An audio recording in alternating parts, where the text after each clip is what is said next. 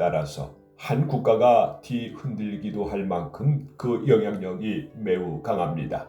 그래서 세계 유산을 지정하는 전문 기구가 존재하는 것이고 각 나라마다 문화재에 관한 사물을 관장하는 문화재청이라는 게 있습니다.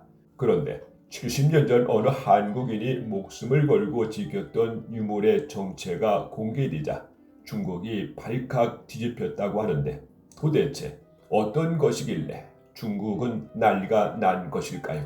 자세한 내용을 알아보도록 하겠습니다.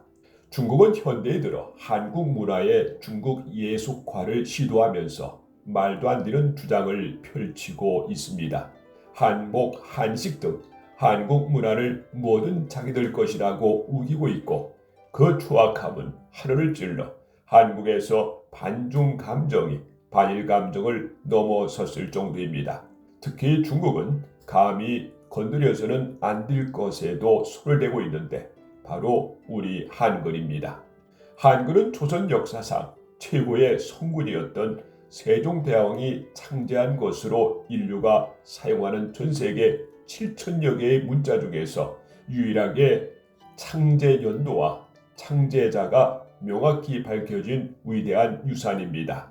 우리 민족의 언어인 한국어를 구사한다는 것은 자긍심 그 자체로 성역과도 같은 부분이지만 추악한 중국은 전 세계가 친송하는 위대한 한글을 가만히 둘 리 없었습니다. 그래서 훈민정음은 중국어의 발음을 정확히 표현하기 위해 만들어졌습니다.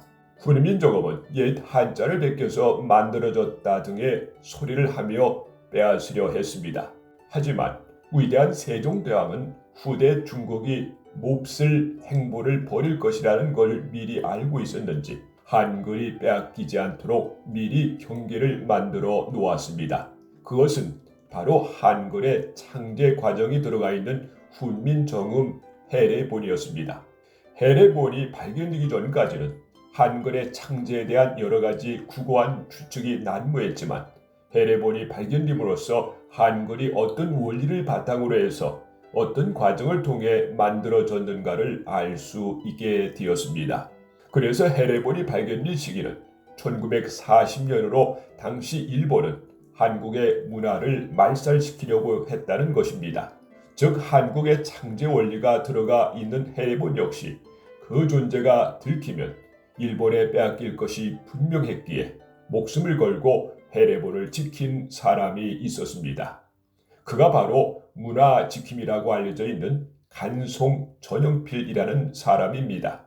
전영필은 문화지킴이라는 칭호 그대로 24세 때 오세창은 당시 전형필에게 이런 말을 했습니다. 우리 조선은 꼭 독립되네.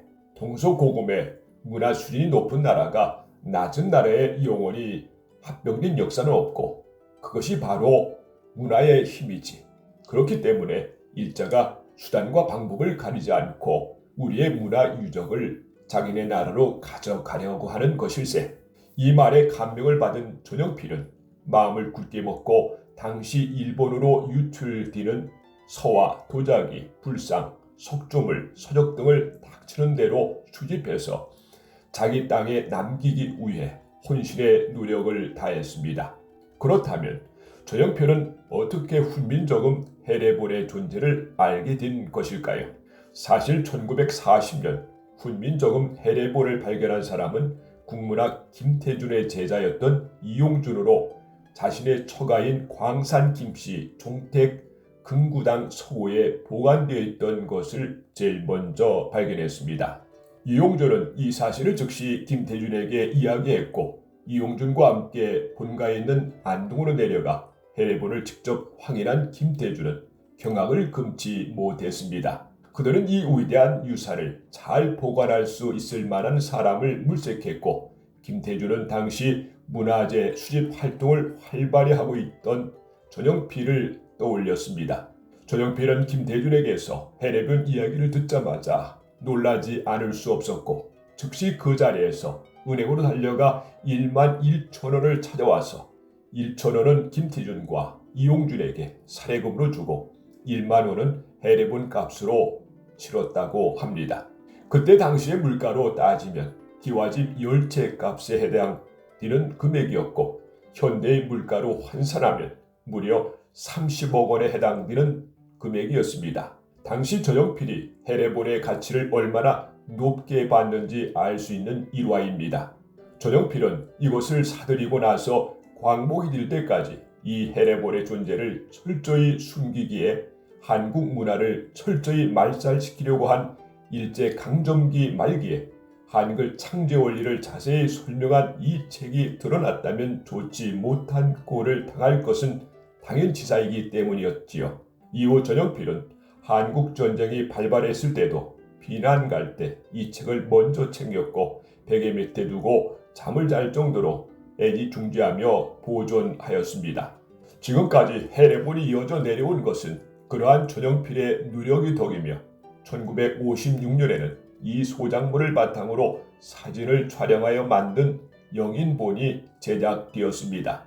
전용필은 영인본 제작을 위해 이 소장물을 흔쾌히 내놓았고 그뿐 아니라 책을 한 장 한 장 해체하는 것까지 직접 했다고 합니다.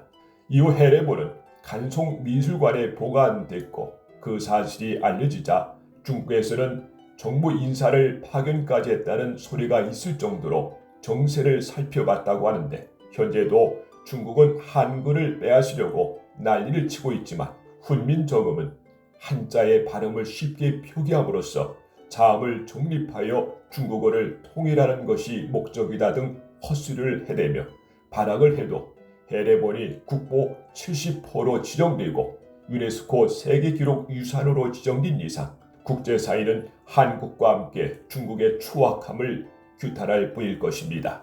민족의 혼과어를 지켜내기 위해 절대 더 이상 한국의 문해재를 빼앗기지 않기 위해 노력하고 전쟁 속에서도 목숨을 걸고 훈민정음 해례본을 지켰던 간송 전용필 선생님에게 경의를 표합니다. 전용필 같으신 분을 지정한 애국자라 아니할 수 없으며 이러한 분들을 발굴하여 영원히 기리고자 하는 것이 우리의 가칭 우매구원의 핵심적인 사업이라 하겠습니다. 지극히 열악한 상황에서 모든 것을 바쳐 이 사회와 국가를 위해 말없이 훌륭한 일을 하시는 분들이 계시기에 대한민국은 결코 멸망하지 않고 세계의 발전과 평화의 리더로서 찬란한 문화를 만들어 갈 것입니다. 위대한 대한민국의 한 국민으로서 자부심을 갖게 합니다. 훈민정음 해례본 윤동섭 글에서 발췌. 오늘 또 대한민국을 위하여 무엇인가를 시도하는 목요일이 되시길 응원합니다. 감사합니다.